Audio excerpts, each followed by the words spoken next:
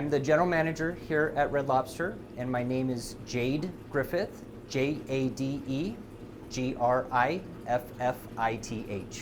So Jade, tell me a little bit about what's going on with this lobster behind you here. What did you guys discover today? Okay, so our lobster, we received a package of lobsters last week, and earlier today, my hostess noticed one of the lobsters actually flipped upside down on her back with her tail curled over. She got a hold of the manager on duty, and when he went to go inspect it, he actually found that she was in the process of laying eggs. How common is it that you guys receive a female lobster that's pregnant or laying eggs? It's not very common at all. We try really hard to, at least our lobster fishermen try very hard to throw back females. They actually have a process where if they find a female who has eggs on them, they will notch their tail and then throw them back, and that makes it illegal for them to be caught and consumed. When you talk about someone finding her on her back and then bringing over a manager to look at her and to see what's going on, it really, to me, shows that you guys are taking care of the lobsters that you have here. Tell me a little bit about kind of your philosophy when it comes to caring for the lobsters that come in here and treating them well, and kind of the whole process there. Absolutely. So lobsters are our namesake. We take a lot of pride in the seafood that we consume and the seafood that we serve here as well. Actually, Red Lobster in 1994 partnered with the UN to help draft the Law of the Seas Treaty, which in part helps with the overfishing of our natural resources in the ocean. So we take a huge part in that because not only is it our namesake, it's our livelihood, and it's our planet. We want to take care of the natural resources that we have. So what happens now with this lobster? So I've contacted Captain Kurt Brown. I'm awaiting for him to respond back to me with a shipping label. We'll actually package her up in a container. We'll also pack her up safely with wet newspapers and some cold gel packs, and we'll be able to ship her overnight back to Maine so that she can be released back into the oceans. You told me that you've seen a video in the past of another Red Lobster doing the same thing where they had a pregnant lobster. Talk to me a little bit about what you saw in that video and the lobster being released. So it was a pretty similar experience where the supervisor on duty actually found that lobster. They were able to get that lobster. She did a round trip tour from Maine to Utah back to Maine in about 4 days. The captain, like I said, Captain Kurt Brown, he sent us a video of talking about her and her 10,000 eggs that she was carrying. He notched her right there on video and released her. So it was pretty awesome to see her get back to the ocean so that she can have all those babies. And now this one will be able to do the same thing. Absolutely.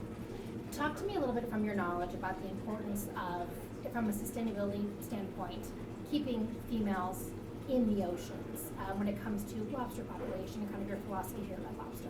Yeah, so lobsters, like I mentioned before, they usually lay about 10,000 eggs at a time, and usually about only 1% of those survive it to adulthood. They either get picked off during their juvenile age or die of other causes, but being able to have lobsters is really awesome in our restaurant. No other place can you go has an aquarium or basically a petting zoo where kids can come and we can showcase those amazing animals to our customers. Yeah, I've gone to Red Lobster my whole life, and one thing that I find so great about a restaurant like Red Lobster is that you can see them here, fresh. You know what you're going to eat. When you talk to customers and they get to experience that, one-on-one, I guess, or that, live interaction with the animal that they're going to eventually consume, but they're treated well. What is it, as a general manager, what does that mean to you? So, lobsters are pretty incredible. They have different and weird anatomy versus what we are used to. So it's just really fun to talk to kids and let them touch the lobsters, let them enjoy them.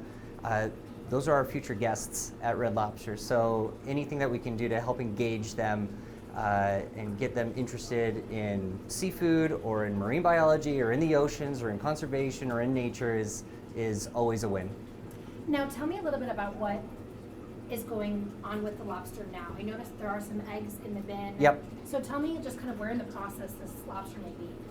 So from what I know, she's laid all of her eggs. She's actually got them underneath her tail, and she's got her tail curled underneath it to protect them. Some of them fall off in that process. We actually have some in the tank as well, but the majority of them are underneath her tail. And I actually came in earlier today and got a picture of that, so we can show you. Okay, that's awesome. Is there anything else you want to add about just this whole process or the story of this particular lobster? I'm really excited that I can participate in this. I've worked here for 17 years, and I've heard other people doing it.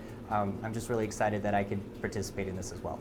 I guess one follow-up question is, you've been here for 17 years. What has kept you at this company? And it's been through a lot of changes, and then with the new CEO. Like, what do you love about working here?